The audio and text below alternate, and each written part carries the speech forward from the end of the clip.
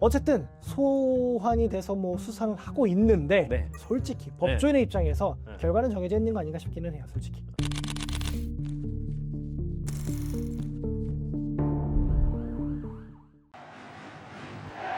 2002년 그는 대한민국 축구의 영웅이었습니다.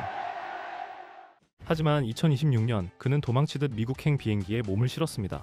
역대 최강이라 불린 스쿼드를 이끌고 맛본 월드컵 조별리그 탈락이라는 참사. 팬들은 묻습니다. 밤중에 PPT도 없이 낙하산으로 선임되더니 결과는 이 모양이네. 대체 왜 이들을 법적으로 처벌하지 못하는 거야? 오늘 우리는 대한민국 축구협회를 감싸고 있는 법적 방탄벽, 그 추악한 진실을 법리로 파헤칩니다. 네, 안녕하세요. 오늘은 변호사 용성호가 아닌 조기 축구회인 그렇죠. 축구인 용성호를 모시고 네. 지금 현재 진행되고 있는 홍명보 감독 대한축구협회 그런 이슈들에 대해서 한번 다뤄볼게요. 그 오늘 변호사 용성호가 아니라 조기 축구인. 축구인으로서 네. 보셨는데 제가 조기 축구 나가는 뭐 토탈 풋볼이라는 네. 아마추어 그 축구 채널이 있어요. 네. 거기 구독자가 10만이 넘어가는데 거기는 실명으로 안 쓰고 닉네임을 써요. 아, 그래요? 근데 제 닉네임이 거기서 뭔가요? 석천동 홍명보예요. 아, 석천. 그래서 석천동 홍명보 세상에. 제가 거기 한지 한 1년 반 됐는데 네. 요즘에 이제 닉네임을 바꿔야 되나 그 홍명보 네. 그 선수 시절에 네. 그런 플레이스들을 굉장히 이제 좋아해서. 좋아해서 그걸로 했었던 건데 김민재 느낌 좀 살짝 있으신데? 살짝 있죠. 예, 네. 김민재로 바꾸시죠. 용성호 변호사의 축구 실력을 보고 싶으면 거기 가서 석천동 홍명보를 보면 되겠네요. 네임드라고 봐야겠죠. 네임드다. 좋습니다. 장난입니다. 저도 한번 그러면 안 가서 돼요. 그러면 안 되고. 보겠습니다. 일단 사퇴는 했습니다. 그렇죠. 그리고 협회장도 사퇴를 했고요. 네. 이렇게 통상적인 상황에서는 책임자들이 사퇴를 하면은 끝나죠. 끝나죠. 어쨌든 뭐 책임지고 사퇴했으니까. 근데 이번에는 좀 그렇지는 않아요. 네, 왜 그러냐면은 이미 사퇴 이전부터 이미 이제 고발됐던 건들이 지금 많이 존재하고 사건이 이제 진행 중인데 사퇴 발표하고 7월 2일 또 이제 추가적인 네. 정몽규 회장 이임생 기술총괄 의사 고발이 들어갔어요. 네. 뭐 이렇게 고발들이 계속 들어가고 있는데 수사도 실제로 진행되고 있나요? 부회장 등을 소환해가지고 네. 조사하고 있다고 하고요. 정명규 전 회장도 이제 다시 소환할 수도 있다. 네. 거론들이 되고 있습니다. 어쨌든 소환이 돼서 뭐 수사를 하고 있는데 네. 솔직히 법조인의 입장에서 네. 결과는 정해져 있는 거 아닌가 싶기는 해요. 솔직히 어떻게 보시나요? 무혐의 나오겠죠. 사실 모르겠어요. 저희가 이제 또 일선에서 그냥 형사사건을 다루다 보니까 고발이 막 8건 됐다. 크게 또 그렇게 그렇죠. 느껴지지는 않거든요. 형사적인 절차로 사실 풀어갈 쟁점은 전혀 아니라고 생각을 하고요. 솔직히 제가 보기엔 이렇습니다. 이거 언론의 집중을 받지 않았으면은 경찰은 각하했을 거예요. 근데 여론이 뜨겁고 네. 온 시선이 여기에 몰려 있다 보니까 네. 본인들도 수사를 하는 신용이라도 해야 되니까 불러서 조사라도 하고 소환해가지고 진술이라도 듣고 있지. 그러니까 결론이 정해져 있다라는 게 경찰이 뭐 봐주기 수사를 한다 그게 아니고 국민 감정상 협회라든가 어떤 회장 감독에 대해서 안 좋은 감정을 갖고 있는 것과는 별개로 형사적인 처벌까지 이어질 것이냐고 봤을 때 솔직히 그러진 않을 걸로 보이긴 해요. 네. 사실은 이게 어떤 절차의 문제이고 절차 위반의 어떤 그렇죠. 그런 쟁점이고 형사적 범죄냐의 쟁점은 사실은 또 좀 뭐 다르다라고 좀 보이고요. 그러니까 이거예요. 극단적으로 예를 들어보면은 우리 A파트에서 사람을 뽑는데 내부 기준이 있어요. 이런 사람을 뽑아야 된다. 근데 용성호 변호사가 내 동생을 뽑고 싶은 거야. 그러니까 그 모든 규정을 다 어겨버리고 내 동생을 채용을 했어요. 그러면 그게 우리 내부에서는 이 동생 보니까 우리가 유튜브 편집자 뽑으려는데 편집 기술 하나도 없더만 내부에서 저를 징계하고 저에 대해 문제 삼고 가능하지만 그렇다고 해서 과연 이게 형사적인 문제로 될 것이냐라고 봤을 때 그렇지는 않다라는 거죠. 언론에 보도가 안 됐으면은 경찰에서 소환 조사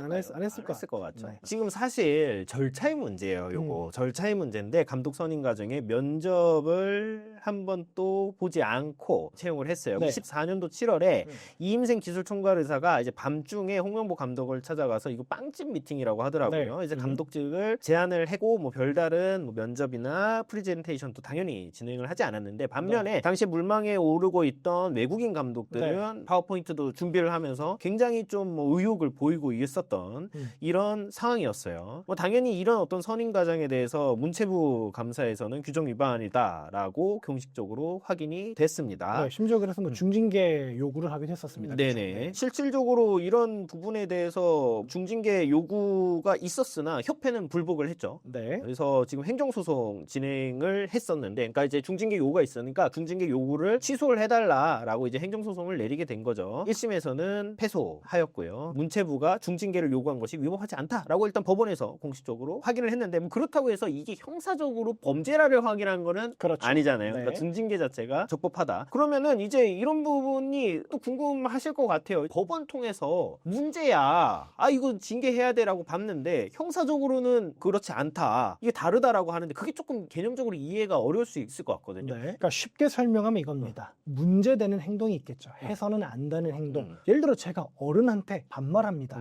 해서는 안 되는 행동이겠죠. 그렇죠. 도덕적으로 해서는 안 됩니다. 도덕적으로는 지탄받겠지만 그게 과연 법 위반이냐? 그렇지는 않다라는 거예요. 거기서 조금 더 범위를 좁히면 나의 어떤 행동이 민사적으로 문제가 될 수는 있어요. 그러면은 저의 잘못 위법 행위다라는 게 민사적으로 인정이 되겠죠. 그런데 그거보다 범위가 더 좁은 게 형사입니다. 그러니까 법이라는 게 위법하다라고 하면은 모든 법을 다 하겠다가 아니고요. 도덕이라는 게 넓은 범위랬다면 그거 조금 더 좁은 범위의 민사적인 책임이 있고요. 더 좁은 범위의 형사적인 책임이 있기 때문에 민사적이고 행정적인 책임을 진다. 그것과 그래서 너는 형사 책임을 져야 돼. 그걸 똑같지 않다라는 거예요. 예를 들어 이런 겁니다. 극단적으로 제가 신호위반했어요. 행정적으로 과태료 내겠죠. 그렇죠? 그렇다고 형사처벌을 받지는 않잖아요. 그렇죠. 이거랑 똑같은 겁니다. 결국에는 도덕이 있고 민사적인 책임이 있고 형사적인 책임이 있고, 가면 갈수록 이제 엄격해지는. 그렇죠. 건데, 네, 맞습니다. 뭐 뉴스 보다 보면 와이프가 그런 얘기, 교도소에 넣어야 돼. 근데 이제 제가 봤을 때는 범죄는 아닌 거죠. 그래서 그렇죠. 저거는 맞아요. 네. 범죄는 아니야.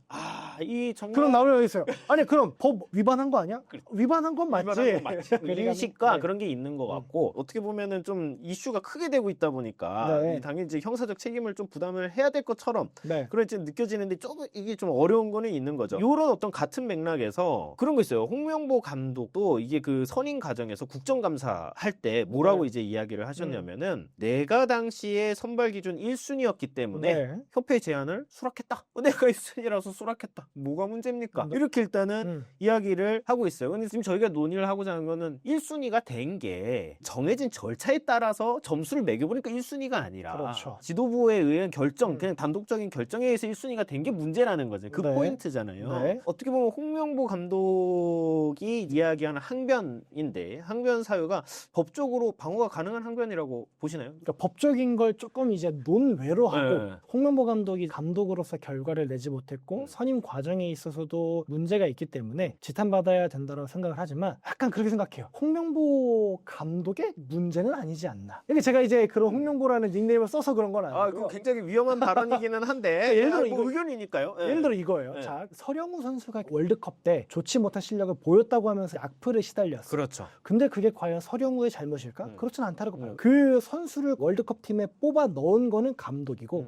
옌스 카스트로프 이런 사람들 안 넣고 서령우를 넣은 거는 홍 감독을 협박해서 나 넣어라고 한 것도 아니고 홍명보 감독이 넣은 거예요. 설령 그 선수가 못했어도 그 책임은 그 선수를 선발하고 발탁해서 경기에 넣은 감독이 져야 되는 거지, 선수 개인에 대해서 비판이 받아줘야 된다는 건 아니다라는 거죠. 누군가가 협회 차원에서 감독을 여러 명의 후보 중에 홍명보 감독을 선택을 했어요. 선택받는 내 입장에서는 무슨 기준으로 날 선택했는지 모르겠어. 홍 감독 입장에서도 감독으로서 선수를 선택할 때는 내가 기준을 갖고 선택하지만, 감독 후보자로서 선택을 받을 때는 어떤 기준들을 가지고 나를 선택을 하는지 협회 내부의 기준 이런 것들을 명확히 알 수 없다라는 거죠. 그래서 법적인 걸로 넘어가자면, 홍명보 감독의 주장들은 절차적으로 규정을 어긋난 행위를 하는 걸 나는 몰랐다, 즉 나는 거기에 동조한 바 없고 나는 거기에 고의가 없다라는 걸로 치환해서 설명할 수 있을 것 같고, 그건 사실 꽤나 설득력이 있어 보이기도 하고, 저 역시 변호사로서가 아니라 선택을 받는 입장에서는 날 선택해주겠다고 하는데, 좋은 기회고. 제가 나한테 야 너 1순위야 라고 하는데 내가 거기다 대고 야 1순위라고 판단은 근거 내놔봐, 사실 이렇게 안 하잖아요. 그렇죠? 네, 그런 것들을 고려하면 홍명보 감독 입장에서는 뭐 할 수 있을 법한 발언이 아닐까 싶습니다. 절대로 제가 속촌동 홍명보이기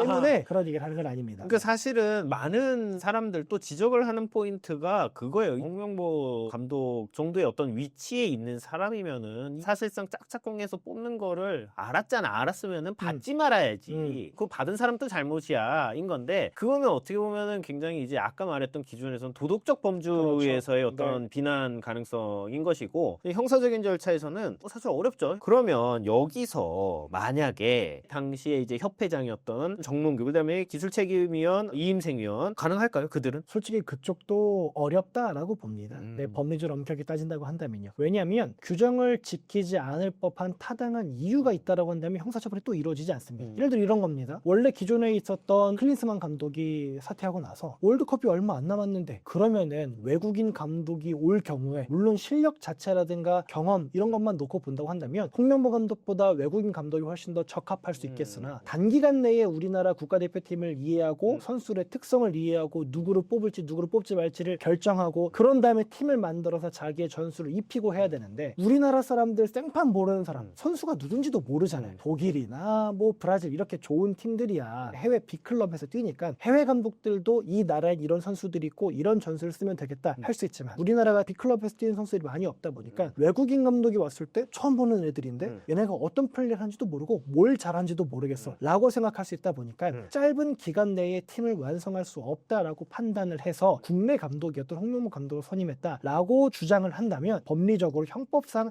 이 주장을 깨고 유죄를 선고하기가 솔직히 쉽지는 않아 보입니다. 그러면은 고액의 연봉도 지금 말이 많아요. 네. 이게 뭐 세전 20억이니 세후 20억이니 뭐 말이 있는데 네. 고액의 연봉을 준 거를 배임죄로 처벌을 할 수가 있을까요? 솔직히 쉽지는 않습니다. 배임죄라는 게 홍명보 감독한테 줘야 되는 적정 연봉선은 얼마였어라고 모든 사람이 다 그렇지 이게 적절한 거지. 근데 왜 20억이나 줬어? 라고 할 수 있어야 돼요. 예를 들어서 이런 거죠. 삼성 핸드폰 갤럭시를 사와야 돼요. 요즘에 그 폴드 8 나온 거 보니까 250만 원 하더라고요. 250만 원짜리 핸드폰을 제가 동생이 운영하는 핸드폰 가게 가서 1000만 원 주고 사왔어요.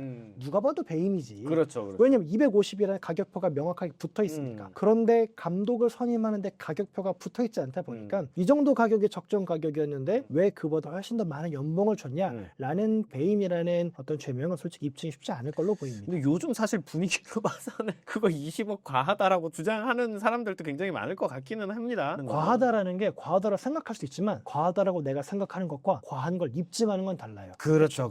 공산품처럼 이거는 출고가가 얼마입니다. 그런데 얼마에 사갔네요? 명확한데 정확한 금액은 얼마가 돼야 됩니다. 사실은 뭐 쉽지 않습니다. 이번에 월드컵 참가한 나라들 감독 연봉 따져봤을 때 우리나라가 뭐 최상위권 또 이런 것도 아니거든요. 그러니까 협회 입장에서 다른 나라들 연봉 수준과 비교해서도 그렇게 높은 수준도 아니다. 이렇게 사실은 항변할 수 있다라는 거죠. 사실은 축구협회가 보조금이 300억 정도가 들어간다고 맞습니다. 하더라고요. 네. 이전에 그 승부조작 가담자들을 기습 사면 시도한 내용도 있었었고 그다음에 규정된 절차도 어겨가면서 감독도 선임한 단체에 세금이 들어가는 순간 완전히 이제 좀 이제 다른 어떤 문제가 된 것이죠. 네. 반면에 13년 재임 기간 동안에 회장의 사재 출연은 이제 3천만 원 정도다. 이런 얘기들도 이제 나오고 있는데 이게 사실 이제 더 국민 여론이 들끓는 그렇죠. 정몽규 전 회장이 축구와 무슨 관련이 있다고 회장을 하나? 라고 모든 사람이 생각할 수 있는데 약간 우리나라는 예전부터 재벌들이 스포츠를 약간 이끌어가는 구조다 보니까 많이 지원도 하고 많은 그 사재 출연도 하고 할 줄 알았는데 보니까 오히려 3천만 원밖에 사재 출연 안 했고 이게 뭐 진짜인지는 모르겠어. 확인해봐야 될 것 그렇죠. 같은데. 확인 정확히 해봐야죠. 네. 네. 근데 어쨌든 그게 보도가 나온다라니까 이게 사실 이제 국민적인 감정이 더 좋지 않은 그런 이유가 아닐까 싶네요.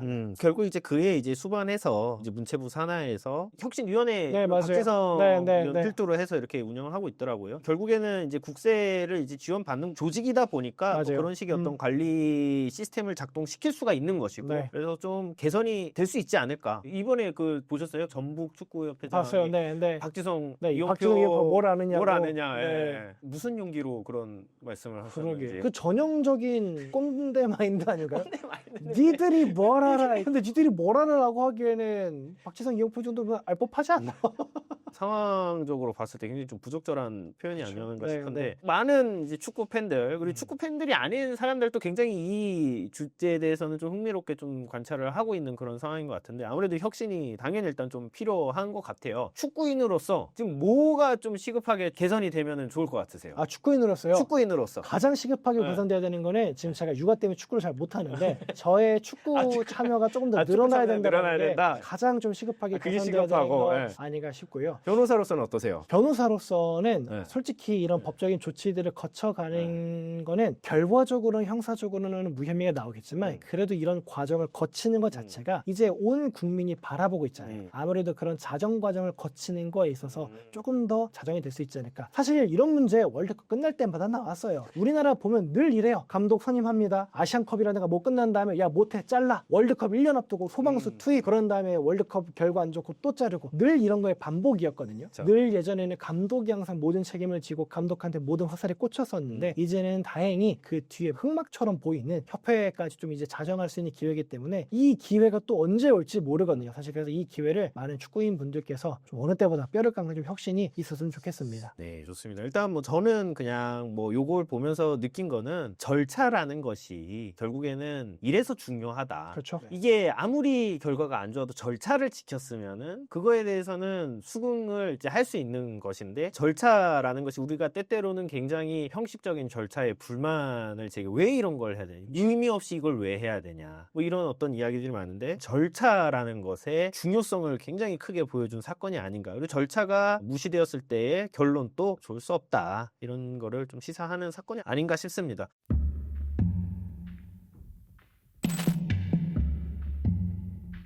어쨌든 올해 월드컵 때문에 굉장히 많은 축구 팬들이 기대감이 컸고 저도 뭐 사실은 막 진성 축구 팬까지는 아니지만 월드컵은 굉장히 또 흥미롭게 네. 챙겨보는 사람으로서 기대가 컸었는데 그렇게 힘없이 끝나고 굉장히 큰 사회적인 과제가 지금 네. 이제 떨어졌어요. 아무래도 지금 관련자들도 문제의식을 가지고 해결하기 위해서 노력을 하고 있는 만큼 잘 해결되기를 기원을 하고 더불어서 우리 그 석촌동 홍명보님께서도 축구 시간을 확보하시면서 또 축구인으로서 계속 발전하시기를 응원하겠습니다. 오늘 네, 영상은 여기까지입니다. 감사합니다. 고맙습니다. 네.